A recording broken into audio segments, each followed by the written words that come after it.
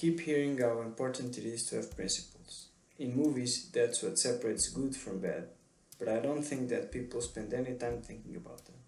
At the ranch, they have defined their own 6 principles, and by using their principles, I'm developing better answers than just I don't know. I connect with nature by moving the horses every day first thing in the morning.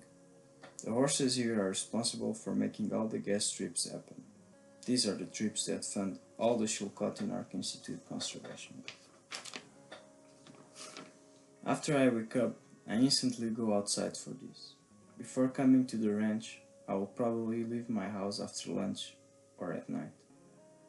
The amount of time that I spend outside here is not even comparable to the one from back home. And the outside here is not the same outside of the city. Even if you really wanted to count the trees, you couldn't. And in places like this, you have natural environmental changes all the time. For examples, little water streams appear and disappear on a daily basis. You can smell the ground here instead of paved roads. The fact I increase the number of ideas of what I want to do in my life. In this case, I want to participate in wildlife conservation work, so I would learn more about saddling horses in order to be more independent on my rides. That way I can increase my efficiency when going for conservation trips. I was never really into horses. I never thought that I would probably need to know how to ride and saddle in order to do conservation work.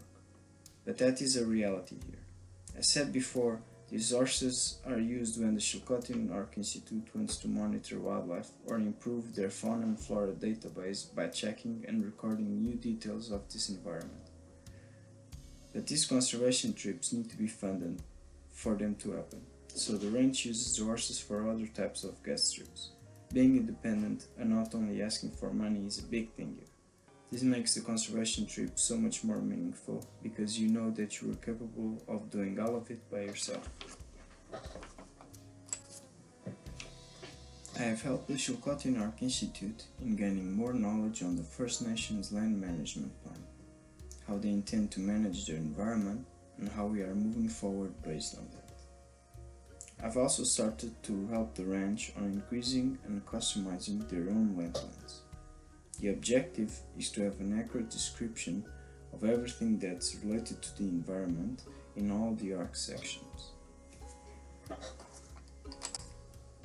By finding out ways that allow me to not rely on others or other things, for example, to get water from natural sources, getting meat and eggs from wild game and self-raised animals, and getting warm by tending to my own fires as well as getting and chopping my own wood.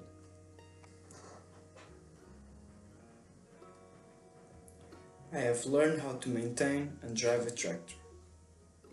I've learned how to change all the oils, the antifreeze, and how to safely start, drive, and stop a tractor. This made me feel empowered in a way that I could do something that I never thought I would do in my life. I think this has been my greatest power that I've obtained here when talking about technical skills. When I was a kid, I always liked this type of big machines. But as you grow older, they start to look more real, and you realize how hard it is to drive one of those, and also how responsible you have to be when driving a tractor. I came here and out of nowhere, and just in a couple of weeks, I learned not only how to drive, but how to do everything before and after you drive. And most importantly, how to use the bucket in a useful and precise way to perform tasks like getting the bales out.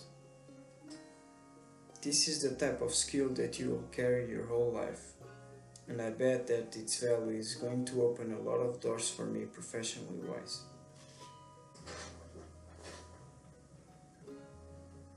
I became more conscious and aware at the Shulkotin Ark Institute by stopping and realizing what my thought process and mental patterns were when dealing with negative thoughts and emotions. Because of this, I am learning how to ignore them and not let them repeat. I usually work on this while I'm chopping wood.